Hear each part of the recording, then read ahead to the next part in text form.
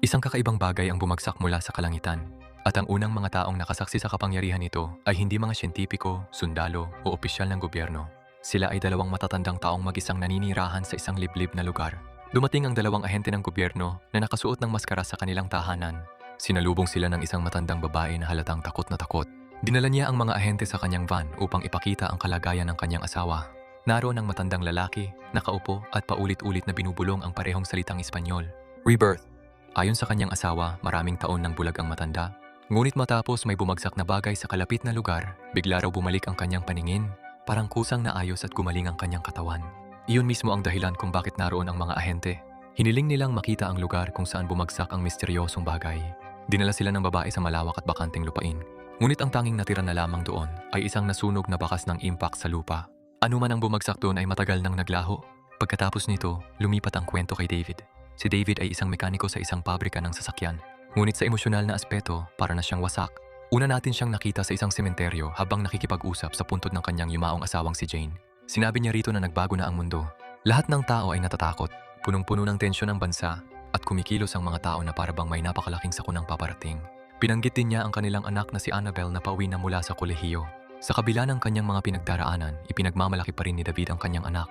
Ito na lamang ang pinakamagandang bagay na natitira sa kanyang buhay. Sa kanyang trabaho, paulit-ulit na ipinapahayag ng radyo ang parehong balita. Ang Amerika at Iran ay nasa gitna ng isang digmaan, at araw-araw ay lalo pa itong lumalala. Kumalat ang mga protesta sa buong bansa. Humihingi ang mga nagpoprotesta na magpadala pa ng mas maraming sundalo sa Iran. May isang pangalan ang operasyong ito, Terminus. At dahil dito, unti-unting tinatahak ng mundo ang landas patungo sa isang bagay na mas malaki kaysa sa kayang maunawaan ng sinuman. Ipinarating ni Ned, ang amo ni David, ang masamang balita. Pinutol na sila ng bangko. Wala nang darating na pondo. Ibig sabihin, maaaring hindi na makaligtas ang kanilang pagawaan. Lubog na nga si David sa problemang pinansyal. At ngayon, maging ang kanyang trabaho ay nanganganib na ring mawala. Habang paalis si David, dumating ang isang binatang nagngangalang Zach. Sa pag-aakalang si David ang may-ari ng lugar, humingi siya ng trabaho. Sinabi niyang 3 taon siyang nagtrabaho bilang isang field engineer at handa siyang gawin ang anumang trabaho. Ngunit wala nang mayaalok si David. Sinabi niya kay Zach na maling lugar ang kanyang napuntahan. Pagkatapos ay sumakay siya sa kotse kasama ang kanyang kaibigan at umalis. Naiwang nakatayo si Zach, napahiya at bigo. Nang gabing iyon, mag-isang umiinom si Zach sa isang lokal na bar. Habang umiinom siya, paulit-ulit na ipinapalabas sa telebisyon ang mga balita tungkol sa digmaan. Para kay Zach, personal ang usaping iyon. Dati siyang sundalo. Nakapaglingkod siya sa Iran, ngunit 2 linggo lamang. Ginamit iyon ng isang lalaki sa bar upang pagtawanan siya. Para bang isa siyang huwad na sundalo na halos wala namang naranasang digmaan. Sinubukan ni Zach na huwag pansinin ang pang-iinsulto. Ngunit tumimo iyon ng malalim sa kanyang damdamin. Hindi nagtagal, sumiklab ang isang gulo. Mas marami pang lalaki ang nakisali sa away. Kinaladkad si Zach palabas ng bar at matinding binugbog. Nagkataong naroon si David. Nakialam siya, lumaban pabalik at sinubukang tulungan si Zach na makatakas. Nakapaghiwalay sila sa mga umaatake. Ngunit nahawakan ng isa sa mga salarin ng binti ni Zach at marahas itong napunit mula sa kanyang katawan. Doon nakita ng lahat ang katotohanan. Artificial pala ang binti ni Zach. Hindi siya umalis sa digmaan dahil mahina siya. Umalis siya dahil nawalan siya ng binti sa Iran. Iyon ang dahilan kung bakit 2 linggo lamang ang itinagal niya roon. Ngunit sa halip na maawa, nagtawanan pa ang mga lalaki at ipinagpatuloy ang pangungutya sa kanya. Kinuha ni David ang prostetikong binti at ibinalik ito kay Zach. Pagkatapos ay inihatid niya ito pauwi. Ngunit wala talagang sariling tahanan si Zach. Nakatira siya sa isang rehabilitation center habang pilit na binubuo muli ang buhay na winasak ng digmaan.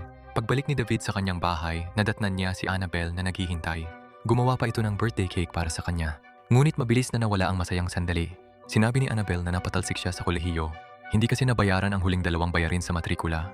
Lubhang nadurog si David nang marinig iyon. Nagmakaawa siya na bigyan siya ng ilang linggo pa at nangakong aayusin niya ang lahat.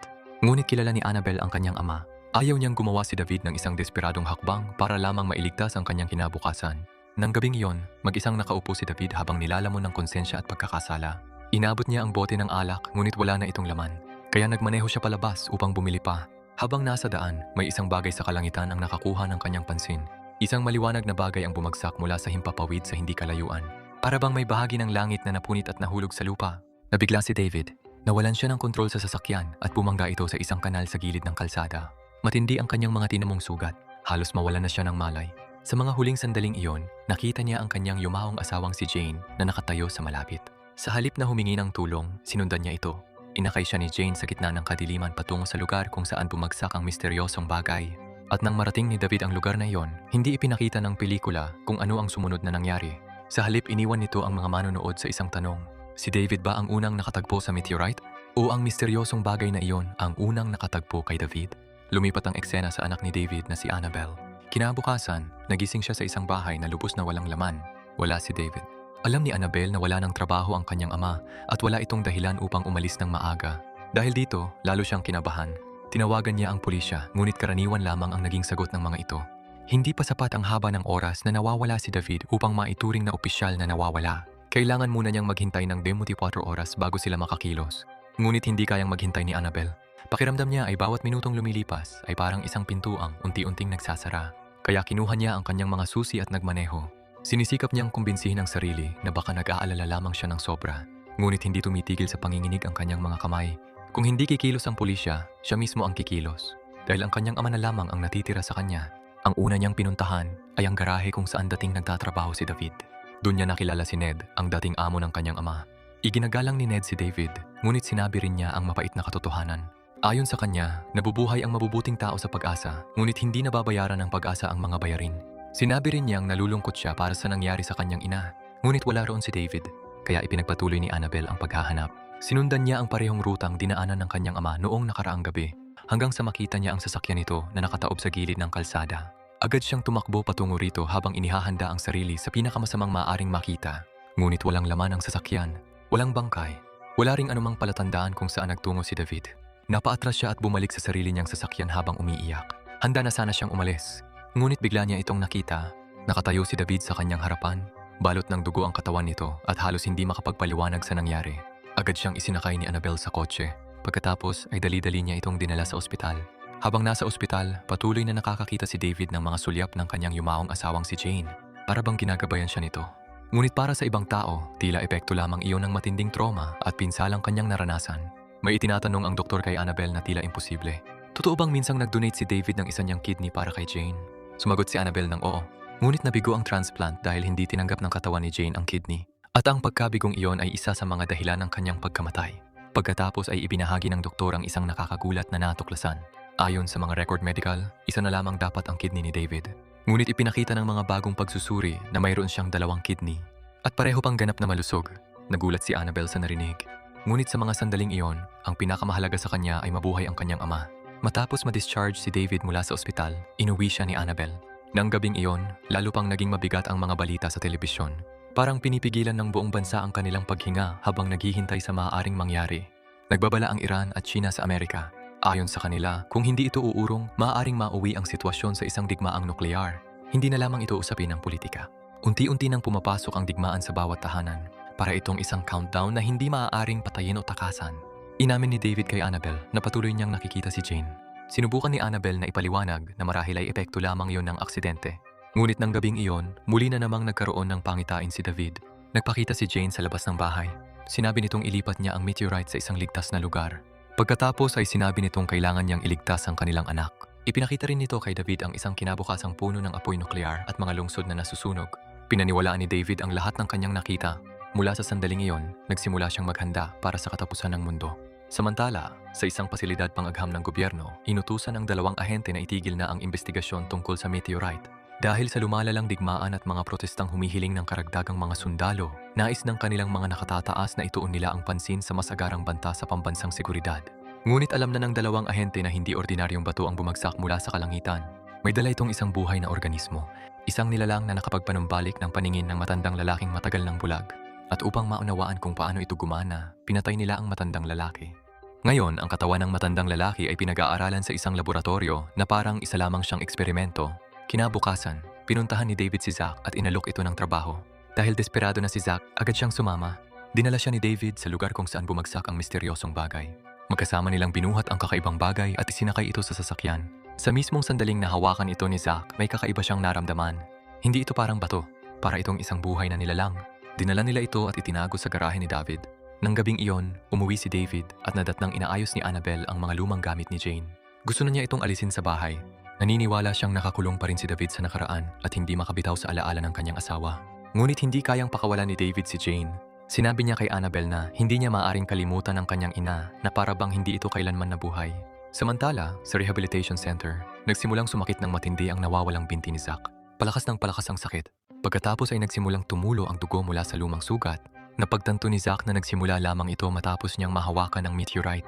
Dahil sa takot, agad siyang nagtungo kay David at tinanong kung ano ang ginawa ng bagay na iyon sa kanya. Pinahiga siya ni David sa sopa habang sinusuri ang misteryosong bagay. Napansin niyang natutuyo ito dahil sa init. Para itong isang buhay na nilalang na nahihirapang mabuhay. Inilapit ni David si Zack dito. Inilagay ni Zack ang kanyang kamay sa meteorite. Biglang lumabas ang mga galamay na parang tentacles at pumulupot sa kanyang kamay. Muling bumuka ang sugat at nagsimulang mabuo muli ang mga buto at laman. Sa harap mismo ni na David at Annabelle, muling tumubo ang nawawalang binti ni Zack. Sa sobrang pagkabigla, nawalan ng malay si Annabelle. Kinabukasan, nagising siya at nakita si Zack na naglalakad sa bukirin. 2 binti na muli ang gamit nito. Ganap na siyang gumaling. Ngayon, nakita na ni na Annabelle at Zack ang katotohanan. Kaya nang ikwento ni David ang mga pangitaing nakikita niya, hindi na nila ito basta maituturing na epekto lamang ng trauma o aksidente. Ipinaliwanag ni David na may paparating na digmaang nuklear. Hindi niya alam kung kailan eksaktong mangyayari ito. Ngunit iisa lamang ang ipinapakita ng kanyang mga pangitain. Kailangan nilang magtayo ng isang bunker. Isang matibay na silungan na sapat ang lakas upang mapanatili silang buhay sa oras ng pagsabog. At sa pinakasentro nito ay ilalagay ang meteorite. Ayon kay David, nasa isip na niya ang disenyo ng istruktura. Para bang ang mismong bagay ang nagtanim ng plano sa kanyang isipan. Kaya nagsimulang mag-ipon ng mga materyales sina David at Zack. Pumunta si David sa isang junkyard na pagmamay-ari ng kanyang kaibigang si Tony. Nagkunwari siyang humihingi lamang ng ordinaryong pabor. Pagdating ng gabi, isinama niya si Tony sa isang bar. Patuloy niya itong nilibre ng inumin hanggang sa mawalan ito ng malay. Pagkatapos ay lihim niyang kinuha ang mga susi nito. Matapos yon, palihim na pumasok sina David at Zack sa junkyard. Kinuha nila ang lahat ng kanilang kailangan. Mga bakal na plato, piyesa ng kagamitan, at maging isang truck na panghalo ng semento. Dinala nila ang lahat ng ito sa isang abandonadong gusali. Doon nila sinimulan ang pagtatayo ng proteksyon na istruktura. Eksaktong ayon sa disenyo na nakita ni David sa kanyang mga pangitain. Samantala, ipinagpatuloy ng mga ahente ang kanilang paghahanap. Nalaman nilang may isa pang meteorite na bumagsak. Ngunit nang makarating sila sa ikalawang lugar ng pagbagsak, wala na rin itong laman. Naglaho na rin ang misteryosong bagay. Kumuha na lamang sila ng mga sample na maaari pa nilang makalap. Habang naroon, binanggit ng lokal na sheriff ang isang aksidente sa sasakyan. May isang lalaking nagngangalang David na nakaligtas ng halos walang pinsala at ang kanyang nawawalang kidney ay tila muling tumubo. Agad na naunawaan ng mga ahente ang kahulugan nito. Si David na ang kanilang susunod na target. Sa kabilang banda, patuloy namang pinag-aaralan ng mga siyentipiko ang organismong mula sa kalawakan. Ngunit walang katuturan ang DNA nito ayon sa lahat ng kanilang pagsusuri. Hindi ito tumutugma sa anumang kilalang uri ng buhay. Gayunpaman, may isang bagay silang natiyak. Kaya nitong pagalingin ang katawan ng tao sa loob lamang ng ilang segundo. Sa laboratorio, paulit-ulit nilang isinagawa ang iba't ibang pagsusuri. Ngunit patuloy na tumatanggi ang DNA ng organismo na umangkop sa alinmang kilalang kategorya ng buhay. Doon nila napagtanto na maaaring hindi ito nagmula sa anumang bagay na kilala ng sangkatauhan. Habang nanganganib ang bansa dahil sa posibilidad ng digmaang nuklear, dapat sana ay pangalawang usapin lamang ang meteorite. Ngunit walang sino man ang makaiwas na pagtuunan nito ng pansin. Sa isang simpleng paghipo lamang, kaya nitong ibalik ang mga nawawalang bahagi ng katawan at ang ganitong uri ng kapangyarihan ay hindi mananatiling lihim ng matagal. Hindi na lamang ang tanong ay kung paano ito gumagana. Ang mas mahalagang tanong ay kung bakit. Habang patuloy na nagtatrabaho sina David at Zack, sinubukan ni Annabelle na harapin muli ang nakaraan. Inilabas niya ang mga gamit ni Jane at naghanda upang sunugin ang mga ito. Ngunit bago niya magawa iyon, dumating ang mga ahente sa bahay. Nagpakilala ang isa bilang si Agent Stipa. Tinanong niya kung nasaan si David. Sumagot si Annabelle na wala ito sa bahay. Nagpasya sina Stipa at Lubinsky na maghintay sa loob. Nang makauwi si David, agad nila itong tinanong tungkol sa meteorite. Nagsinungaling si David. Sinabi niyang wala siyang maalala matapos ang aksidente. Ang tanging naaalala niya ay ang paggising sa ospital. Pagkatapos ay ipinakita ni Stipa ang mga larawan ng matandang lalaking kanilang inimbestigahan matapos ang unang insidente. Hindi lamang iyon ebidensya, isa rin itong malinaw na mensahe. At higit sa lahat, isang banta. Dinala ni David ang mga ahente sa garahe. Ipinakita niya ang lugar kung saan niya umano itinago ang meteorite. Iginiit niyang nasira ito dahil sa matinding init. Ayon sa kanya, natunaw ito at tuluyang naglaho. Hindi lubos na naniwala ang mga ahente. Ngunit sa pagkakataong iyon, wala silang sapat na dahilan upang manatili. Kaya umalis muna sila. Pagkaalis ng mga ito, hinarap ni Annabelle ang kanyang ama. Tinanong niya kung bakit kailangan pa nitong magsinungaling. Kung gusto ng gobyerno ang meteorite, bakit hindi na lamang ito ibigay upang matapos na ang lahat? Hiniling ni David na magtiwala siya. Sinabi niyang ipinakita ni Jane ang darating na sakuna at ang meteorite lamang ang tanging pag-asa nilang mabuhay. Doon na tuluyang sumabog ang galit ni Annabelle. Sinabi niyang wala si David noong mga huling sandali ng kanyang ina. At hanggang ngayon ay kinakain pa rin siya ng konsensya dahil dito. Para kay Annabelle, hindi pinili si David ng isang himala mula sa kalawakan. Isa lamang siyang lalaking wasak sa pagdadalamhati. Isang lalaking desperadong makita muli si Jane. At dahil sa sobrang pananabik, ginawa na ng kanyang isip ang alaala ng asawa bilang isang guni-guni na hindi niya kayang pakawalan. Pagkatapos ng kanilang pagtatalo, umalis si Annabelle. Naiwang mag-isa si David. At ngayon, may mas mapanganib siyang problema kaysa sa mga ahente. Hindi na sigurado ang sarili niyang anak kung maaari pa ba siyang paniwalaan. Kinabukasan, pumunta si Annabelle sa rehabilitation center ni Zack. Naabutan niya si Zack na sinusubukang kumbinsihin ang isa sa kanyang mga kaibigang sundalo na sumama sa kanila. Ang lalaki ay nawala ng isang braso at isang binti sa digmaan. Naniniwala si Zack na kaya rin siyang pagalingin ng meteorite. Bilang patunay, ipinakita niya ang kanyang binting muling tumubo. Ngunit hindi namangha ang kanyang kaibigan. Pagod na ito sa buhay. Sinabi nitong wala nang saysay ang lahat. Malapit na ang digmaang nuklear at sa huli ay mamamatay rin naman ang lahat. Hindi na siya naghahanap ng himala. Ang gusto lamang niya ay uminom kasama ang mga taong nakakaunawa sa kanyang pinagdaanan.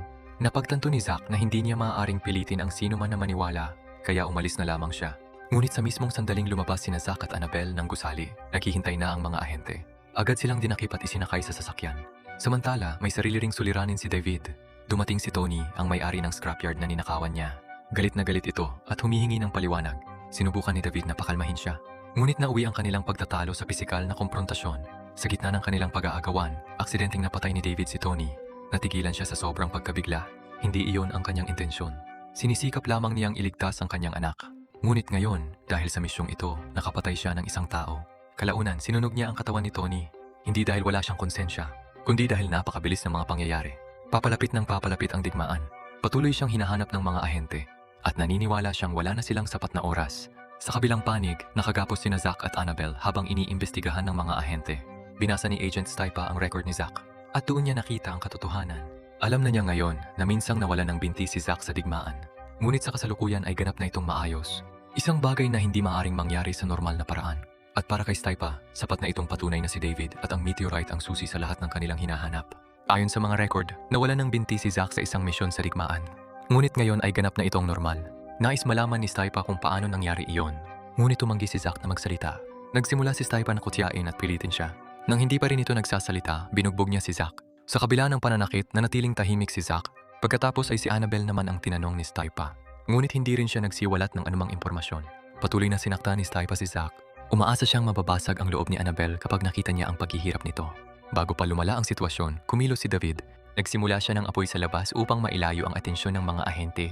Pagkatapos ay palihim siyang pumasok na may dalang baril. Nabigla niya si Stipa at napalaya sina Zack at Annabelle. Sa loob ng ilang segundo, tila makakatakas na sila. Ngunit nakabawi si Stipa.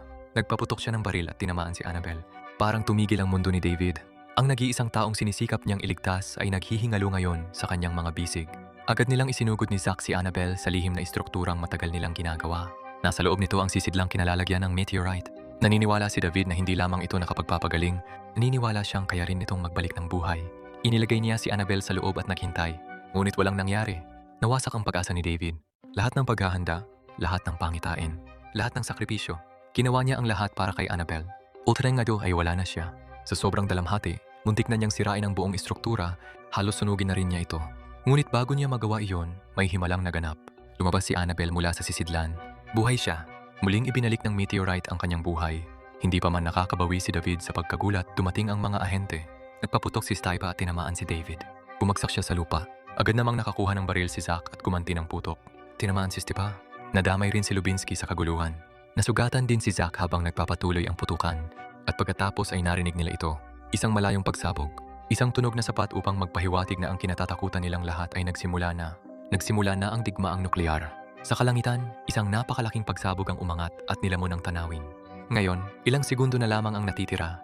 Alam ni David na hindi na siya makaliligtas. Sa kanyang huling lakas, tinulungan niya sina Zack at Annabelle na makapasok sa sisidlan. Hiniling niya kay Zack na alagaan ang kanyang anak. Pagkatapos ay isinara niya sila sa loob kasama ang meteorite. Sa labas, sumisigaw si Stipa at inuutusan si David na buksan ang sisidlan. Ngunit tumanggi si David. Mamamatay na rin naman siya. At sa wakas ay naunawaan niya ang katotohanan. Hindi kailanman inilaan ang misteryosong bagay na iyon. Nailigtas siya. Inilaan ito upang iligtas sina Annabelle at Zack.